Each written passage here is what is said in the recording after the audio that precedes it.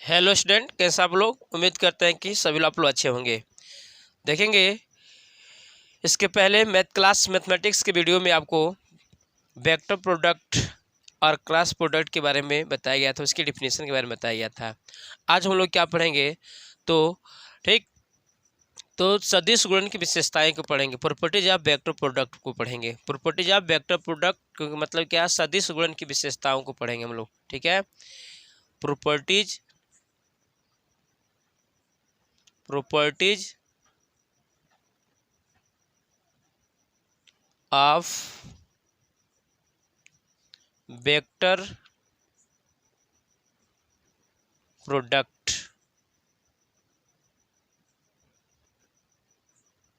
Properties of vector product के बारे में हम लोग आज लोग पढ़ेंगे। प्रॉपर्टीज ऑफ वेक्टर प्रोडक्ट का मतलब क्या होगा, सदिश गुणन की विशेषताएं, सदिश गुणन की विशेषताओं के बारे में पढ़ेंगे। गुणन की विशेषताओं के बारे में, विशेषताएं के बारे में पढ़ेंगे कि सदिश गुणन की क्या क्या विशेषताएं हैं, इस चीज को समझने का प्रयास करेंगे। देखेंगे पहला इसकी प्रॉपर्टीज क्या है। पहला इसका प्रॉपर्टीज क्या, फर्स्ट कि जो सदिश गुणन होता है, सदिशों का सदिश जो गुणन होता है, सदिशों का सदिश गुणन, सदिशों का सदिश गुणन, सदिशों का सदिश गुणन क्रम विनिमय नहीं होता है, क्रम विनिमय नहीं होता है, क्रम विनिमय नहीं होता है, नहीं होता है। मतलब बात को समझेंगे कि जो आपका vector product of two vectors है वह आपका कम्यूटेटिव नहीं होता है, कम्यूटेटिव नहीं होता है। मतलब क्या, डेट इज अर्थात बात को समझेंगे, डेट इज अर्थात अगर आपका वेक्टर ए क्रॉस बी का क्रॉस प्रोडक्ट है तो ये नॉट इक्वल टू होगा बी क्रॉस ए के। ठीक है, मैंने क्या बताया कि ए क्रॉस बी है तो ये not equal to B cross A का। वो कम्यूटेटिव का मतलब क्रम को चेंज करने के बाद जो मिलेगा। ठीक है, तो यह कम्यूटेटिव नहीं होता है। सदिशों का जो वेक्टर सदिशों का सदिश गुणन होता है वो क्रम विनिमय नहीं होता है। ठीक है, अब इसके हम लोग प्रूफ करेंगे कि कैसे है आपका ये सही। ठीक है, आगे आप प्रूफ करेंगे। तो प्रूफ के लिए हम लोग क्या करेंगे, सबसे पहले हम लोग वेक्टर ए और वेक्टर बी का जो क्रॉस प्रोडक्ट डिफाइन किया गया है उसको डिफाइन करेंगे। तो आप जानते हैं कि वेक्टर ए का क्रॉस प्रोडक्ट बी के साथ क्या होता है, तो वेक्टर ए का मैग्नीट्यूड इंटू वेक्टर बी का मैग्नीट्यूड और फिर दोनों के बीच के एंगल का साइन और फिर आपका साइन, और उसके बाद क्या होता है एन कैप। जहाँ एन क्या होता है तो बताया गया, जहाँ एन सदिश सदिश ए व सदिश ए व सदिश बी पर लंब होता है, पर लंब होता है। इस पे क्या होता है आपका लंब होता है। और फिर जिसकी दिशा, जिसकी इसकी दिशा क्या होती है, वेक्टरियन कैप की दिशा क्या होती है, जहाँ वेक्टरियन क्या होता है, सदिश ए और सदिश बी पर लंब होता है, जिसकी दिशा क्या होगी, तो जिसकी दिशा, ठीक है ना, जिसकी दिशा दक्षिणा वही होती है, जिसकी दिशा वही होती है, वही होती है, जिसकी दिशा वही होती है, जिसकी ओर जिसकी ओर जिसकी ओर दक्षिणावर्त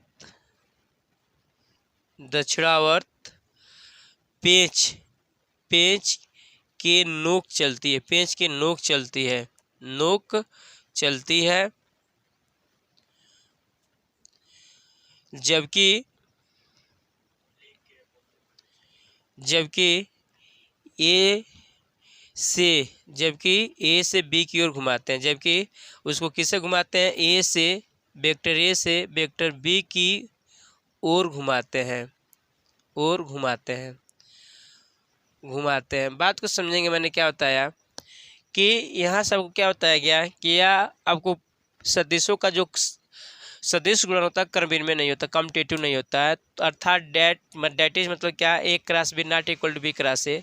इसको प्रूव करना है। तो प्रूव करने के लिए मैंने क्या बताया कि सबसे पहले इसका हमने क्रॉस प्रोडक्ट डिफाइन किया है। तो क्रॉस प्रोडक्ट क्या करता है कि ए क्रॉस बी का जो क्रॉस प्रोडक्ट होगा किसके इक्वल टू होगा, तो आपका ए का वेक्टर ए का मैग्नीट्यूड इंटू वेक्टर बी का मैग्नीट्यूड इंटू साइन थीटा, मतलब दोनों के बीच के एंगल का साइन और इंटू एन कैप।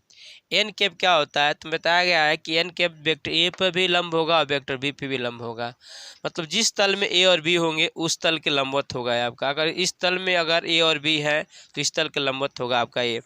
और फिर बताया कि इसकी दिशा क्या होगी, तो इसकी दिशा वही होती है जिसकी ओर दक्षिणावर्त पेज की नोक चलती है, पेज मतलब पेचकस की ओर चलती है, जबकि ए से बी की ओर घुमाते हैं। मतलब अगर आपको मान लेंगे कि ये आपका ए है, ये ए है आपका और ये आपका बी है, तो कह रहा है कि इस की दिशा कैसे लेंगे, तो जब हम लोग दक्षिणावर्त हो गए, जब आप लोग यहाँ से इस ए से बी की ओर घुमाएंगे, ए से बी की ओर घुमाएंगे, तो ए से बी की ओर घुमाएंगे तो घुमाने पर पेचकस के ए से बी की ओर घुमाने पर नोक जैसे चलेगा आपका, इसी डायरेक्शन में आपका ये एन कैप होगा। ठीक है, तो ये है आपका। तो इसका मतलब यहाँ से समझने का प्रयास करेंगे। अब क्या है, तो इसका मतलब ए क्रॉस बी, ए क्रॉस बी हुआ है आपका बी क्रॉस जो ए होगा, इन दोनों का ये भी एक सदिश है। बताया गया दो सदिशों का गुणनफल जो होता है, दो सदिशों का गुणनफल एक सदिश होता है। तो इस सदिश और इस सदिश की जो दिशा होगी की दिशा अर्थात कर सकते हैं, इसलिए इस सदिश और इस सदिश की जो दिशा होगी दिशा एक दूसरे के विपरीत होगी, एक दूसरे के विपरीत होगी, एक दूसरे के विपरीत होगी, विपरीत होंगी। ठीक है ना, मतलब बात को समझेंगे। अगर मान लेंगे ए से बी की ओर घुमाएंगे तो ये एन कैप आएगा, अगर बी क्रॉस ए का तो इसका मतलब ए से बी से ए की ओर चलेंगे तो ये इसकी डायरेक्शन को बताएगा। इसका मतलब दोनों की दिशाएं एक दूसरे के, इस वेक्टर और इस वेक्टर की जो दिशाएं एक दूसरे के विपरीत होंगी, इसलिए देयरफॉर इसलिए ए जो क्रॉस होगा बी, दो वेक्टर बराबर कब होते हैं, जब दोनों का मैग्नीट्यूड बराबर हो और साथ साथ दिशा बराबर हो। तो चूंकि दोनों का मैग्नीट्यूड तो बराबर आएगा लेकिन दिशा बराबर नहीं आएगा, तो दिशा मतलब डायरेक्शन सेम नहीं है, इसलिए दोनों वेक्टर एक दूसरे के इक्वल टू नहीं होगी। ठीक है ना, तो इसलिए क्या होगा ये आपका, जब दिशा को समान करना है तो समान कब होगा, जब दिशा को समान करना है तो इसका मतलब हम माइनस ही लेंगे, तो बी क्रॉस ए ये दोनों आपस में इक्वल टू होगी। तो उम्मीद कर रहा हूँ इस चीज़ को अच्छी तरीके से समझ में आया। तो इस तरीके से आप लोग कह सकते हैं कि जो वेक्टर का, ठीक है, वेक्टर का आपका क्रॉस प्रोडक्ट होता है, मतलब वेक्टर प्रोडक्ट होता है वह आपका कम्यूटेटिव नहीं होता है। कैसे मैंने प्रूव किया आपको अच्छी तरीके से समझ में आया होगा यहाँ पे। उम्मीद करता हूँ कि सभी लोग इसको अच्छी तरीके से देखिए, ठीक, और समझते रहिए।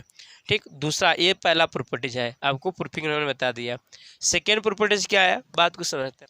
सेकेंड प्रॉपर्टीज क्या है आपका, प्रॉपर्टीज नंबर सेकेंड क्या, सेकेंड प्रॉपर्टीज है कि अगर दो समांतर सदिश है तो उसका जो सदिश गुणन होता है शून्य होता है। ठीक है ना, मतलब क्या, दो समांतर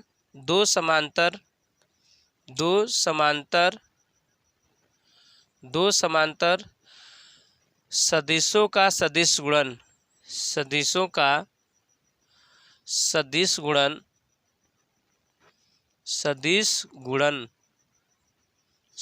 होता है। हमने क्या होता है, आपको बात को समझना है कि दो समांतर सदिशों का सदिश गुणन क्या होता है आपका शून्य होता है। तो कैसे इसकी प्रूफिंग की बात करेंगे, जरा समझ लेंगे यहाँ से हम लोग कैसे इसको दिखाएंगे। तो बात को समझना है, यहाँ पे दो सदिशों का सदिश जो गुणन होता है वह, दो समानांतर सदिशों का सदिश गुणन कितना होता है आपका शून्य होता है। तो मान लेंगे कि अगर दो सदिश लेना है तो मान लेंगे कि सदिश ए है और वह सदिश बी है, दोनों क्या एक दूसरे के समानांतर है। तो मान लेंगे कि माना वेक्टर ए व वेक्टर बी दोनों क्या है, तो दोनों समानांतर हैं, दोनों क्या है आपके समांतर हैं। तो दोनों अगर समांतर हैं तो क्या मिलने वाला है, दोनों समांतर है। तो समांतर है तो इसका मतलब क्या मिलने वाला है, ठीक ना, या तो दोनों के बीच का यहाँ पर जो थीटा होगा या तो 0 अंश होगा या है आपका, ठीक है ना, थीटा क्या होगा आपका, तो थीटा या तो 0 होगा या, ठीक ना, या थीटा आपका क्या होगा, इन दोनों के बीच का कोण, इनके दोनों के बीच का कोण जो थीटा होगा या तो 0 अंश होगा या 180 डिग्री होगा। ठीक है। इसलिए आप लोग अब जब यहाँ पे साइन थीटा की वैल्यू निकालते हैं, साइन थीटा मतलब साइन जीरो की वैल्यू इन दोनों केस के लिए, तो साइन जीरो क्या देगा आपका, जीरो देगा। इस केस के लिए भी इस केस के लिए भी जीरो देगा। इसलिए जब हम लोग यहाँ से इसका वेक्टर प्रोडक्ट लेंगे, ठीक है ना, वेक्टर प्रोडक्ट किसका लेंगे हम लोग, ए क्रॉस बी का, तो मतलब ये क्रॉस प्रोडक्ट या वेक्टर प्रोडक्ट लेंगे और ए और बी का, तो क्या मिलने वाला है, वेक्टर ए का मैग्नीट्यूड इंटू वेक्टर बी का मैग्नीट्यूड और फिर इंटू दोनों के बीच का एंगल थीटा और इंटू क्या मिल जाएगा आपका एन कैप। अब बात को समझना है यहाँ से, यहाँ चूंकि साइन थीटा जब ये पैरेलल है तो साइन थीटा वैल्यू क्या मिलने वाली है, जीरो। तो जब जीरो रखेंगे तो यहाँ पे क्या आ जाएगा, जीरो आ जाएगा। तो इसका मतलब ए क्रॉस बी इक्वल टू क्या मिल गया, जीरो। तो ये बात आया। जीरो कब आया, जब एक ए वेक्टर ए और वेक्टर बी क्या है, तो समांतर है, क्या है आपके, समांतर है। तो इस चीज़ को समझेंगे आप लोग। मैंने क्या बताया है कि दो समांतर सदिश हैं, तो दो समांतर सदिशों का जो सदिश गुणन होगा, वेक्टर प्रोडक्ट होगा, वह कितना होगा आपका, तो जीरो होगा। ठीक है, ये हो गया। प्रॉपर्टी नंबर 3 क्या है, जरा समझेंगे आप लोग। प्रॉपर्टीज 3 नंबर, तो प्रॉपर्टीज 3 क्या, आप बात को समझेंगे। प्रॉपर्टीज 3 क्या है, तो कहता है कि जो सदिशों का है आपका, ठीक, सदिश जो गुणन होता है, सदिश गुणन सदिश योग के सापेक्ष आपका वितरण नियम का पालन करता है। सदिश जो होता है, सदिश गुणन सदिश गुणन सदिश गुणन सदिश सदिशों के योग के सापेक्ष, सदिशों के योग के सापेक्ष सदिशों के योग के सापेक्ष वितरण नियम का पालन करता है। वितरण नियम का पालन करता है। वितरण नियम का पालन करता है। वितरण नियम का पालन करता है। पालन करता है। अब बात को समझेंगे यहाँ से क्या है कि आपके पास अब इसकी प्रूफिंग जहाँ पूछना नहीं है, यहाँ पे बता दे रहा हूँ कैसे यह है। तो मान लेंगे दो सदिश है आपके, 3 सदिश, वेक्टर ए, वेक्टर बी और आपका वेक्टर सी है। तो दो का सदिश में दो का योग लेंगे, तो दो सदिश का योग मान लेंगे वेक्टर बी और प्लस वेक्टर सी, इसका योग ले लिया जाए। और इसका हमको क्रॉस प्रोडक्ट किसके साथ लेना है, योग इन दोनों वेक्टर के योग का क्रॉस प्रोडक्ट किसके साथ लेना है, तो वेक्टर बी के सापेक्ष लेना है। वेक्टर बी के सापेक्ष ए के सापेक्ष लेना है। तो वेक्टर ए के सापेक्ष ले लेंगे आप लोग, तो यही वैल्यू किसके इक्वल टू होगी, तो ए क्रॉस बी और प्लस आपका क्या होगा, ए क्रॉस सी के इक्वल टू होगी। तो इस चीज़ को समझ लेंगे। यही आपका है थर्ड प्रॉपर्टीज। क्या है यहाँ से कि सदिश जो गुणन होता है, सदिश योग के सापेक्ष, सदिश गुणन सदिश योग के सापेक्ष वितरण नियम का पालन करता है। तो इसका मतलब अगर 3 सदिश आपका ए बी और सी हैं, तो ये अगर बी और प्लस सी मतलब वेक्टर बी और प्लस वेक्टर सी करें और इसका हम लोग क्रॉस प्रोडक्ट ए के साथ, तो इसी की वैल्यू क्या आएगी, ये किसके इक्वल टू हो जाएगा, तो ए क्रॉस बी प्लस ए क्रॉस सी के इक्वल टू हो जाएगा। उम्मीद कर रहा हूँ कि सभी लोग अच्छी तरीके से इसको समझ पा रहे होंगे। ठीक, अब इसके बाद यहाँ से समझना है हम लोग क्या, ठीक, इस तरीके से ये 3 प्रॉपर्टीज हुआ वेक्टर का। ठीक, कौन कौन हुआ है आपका, तो आपको बता दिया गया है कि वेक्टर का जो सदिश गुणन होता है वो क्रम विनिमय नहीं होता है। दूसरा क्या बताया गया कि दो समांतर सदिशों का जो गुणन होगा, ठीक ना, सदिश गुणन होगा वह आपका शून्य होगा। और तीसरा बताया गया सदिश गुणन सदिश योग के सापेक्ष, सदिश योग के सापेक्ष क्या करता है आपका, तो वितरण नियम का पालन करता है। ठीक है, 2 बात हो गया। अब यहाँ से देखेंगे नेक्स्ट क्या टॉपिक है, इस चीज़ को समझते हैं हम लोग। टॉपिक यहाँ से तो एकांक सदिश, एकांक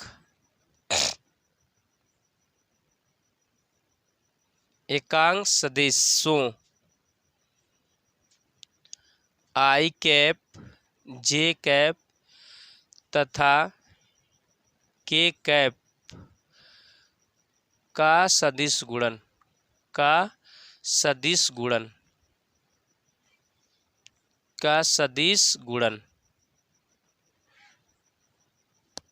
मतलब क्या, वेक्टर प्रोडक्ट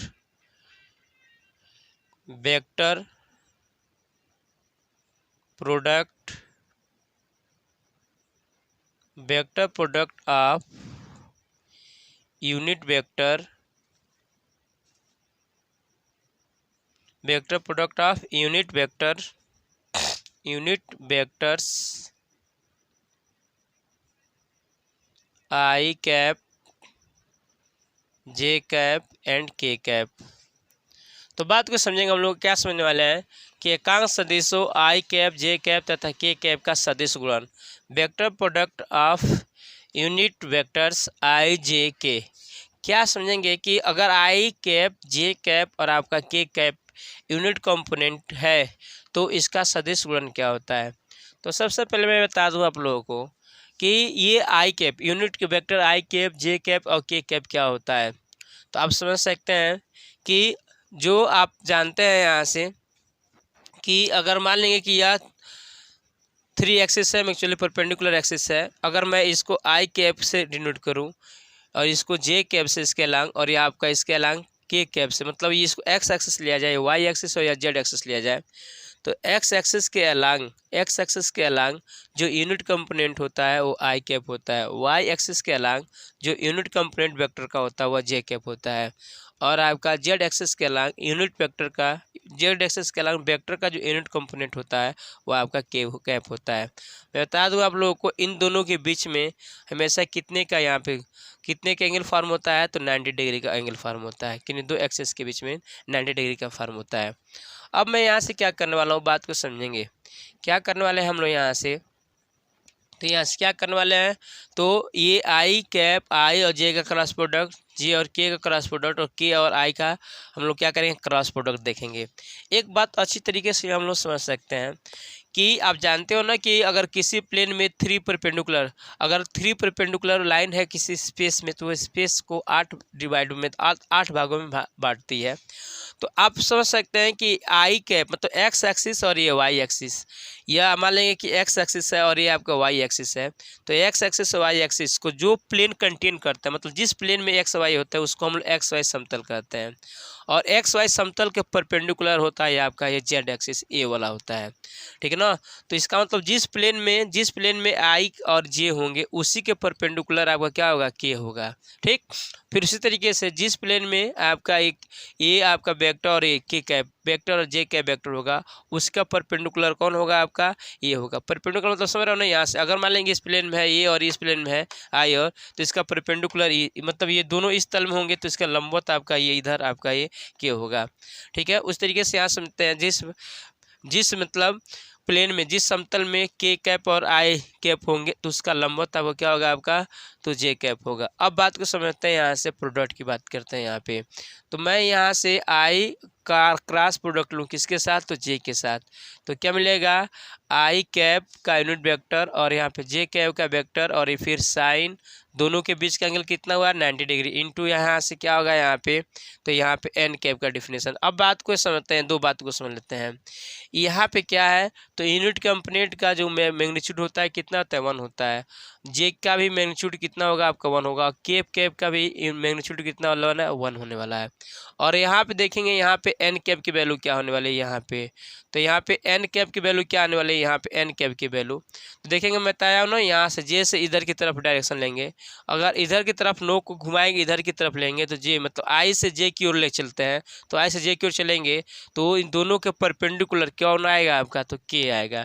तो इसका मतलब यहाँ पे एन कैप की जो वैल्यू होती है क्या होने वाली है, के कैप के बराबर होने वाली है। तो रखेंगे तो i cap i cross j equal to इसकी वैल्यू 1, इसकी वैल्यू 1 इंटू 1 और साइन 90 वैल्यू 1, लेकिन यहाँ पे एन कैप की वैल्यू क्या मिलेगा, आपका के कैप मिलेगा। तो यहाँ से आई क्रॉस जे इक्वल टू क्या हो जाएगा, आपका के कैप हो जाएगा, ठीक है। इस बात को आप लोग समझेंगे, ठीक है। इसी तरीके से इन द सिमिलर वे अगर आप लोग क्या फाइंड करेंगे, यहाँ से क्या फाइंड करेंगे, तो के और क्रॉस प्रोडक्ट किसके साथ लेंगे, आई की, तो इसकी वैल्यू क्या मिलेगा, तो इधर चल रहा है तो आपका कौन आएगा, आपका तो जे आएगा, ठीक। उसके बाद आप लोग किसका लेंगे हम लोग, तो ये के इंटू आई का लिया तो ये आया, ठीक। उसके बाद क्या बचा, जे इंटू जे क्रॉस प्रोडक्ट किसका लेंगे, के का लेंगे, तो जब इधर चल रहे हैं तो जे और के का लेंगे तो क्रॉस प्रोडक्ट क्या देगा, आपका आई देगा, इस तरीके से आई कैप देगा। ये बात अच्छी तरीके से आप लोग समझ जाइए। अगर डायरेक्शन चेंज कर लेंगे, डायरेक्शन चेंज का मतलब क्या करेंगे हम लोग, ठीक है ना, कि अगर जे क्रॉस आई करेंगे तो जे क्रॉस आई करेंगे मतलब हम लोग ये नोक चला जा रहा है इधर की तरफ, हम लोग ले रहे हैं इधर की तरफ, तो इसका मतलब ये जो इसकी जो डायरेक्शन होगा वो कितना हो जाएगा, आपका विपरीत हो जाएगा। विपरीत हो जाएगा तो मतलब वेक्टर का डायरेक्शन विपरीत हो जाएगा, तो इसलिए वेक्टर विपरीत हो जाएगा, इसका मतलब माइनस आ जाएगा। फिर दशमलव वैसे तरीके से हम लोग आई और क्या करेंगे, कैप करेंगे, तो इसकी वैल्यू क्या मिलने वाली है आपका, तो माइनस क्या मिलने वाली है, तो जे कैप, यहाँ पे जे मिलने वाली है। और यहाँ से अगर के और यहाँ पे जे कैप क्रॉस प्रोडक्ट लेंगे तो इसकी वैल्यू क्या मिलने वाली है, तो माइनस आई मिलने वाली है, माइनस आई कैप मिलने वाली है।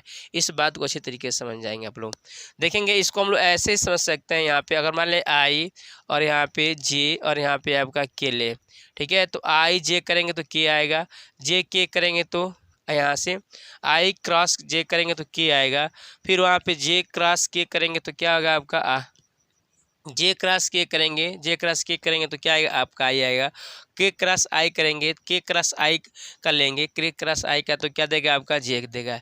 लेकिन इस डायरेक्शन में आप लोगों ने अब इस डायरेक्शन में लिया है, अब अगर इधर से आप इस डायरेक्शन चलेंगे, जे इंटू आई करेंगे तो आपका यहाँ पे माइनस हो जाएगा एंड इस तरीके से। तो इस चीज़ को समझेंगे, अगर आपको आई इंटू जे करेंगे, आई क्रॉस के लेंगे तो यहाँ पे आएंगे तो इधर क्या देगा आपका माइनस देगा। तो इस क्रम का आप लोग ध्यान रखने का प्रयास करेंगे, ठीक है।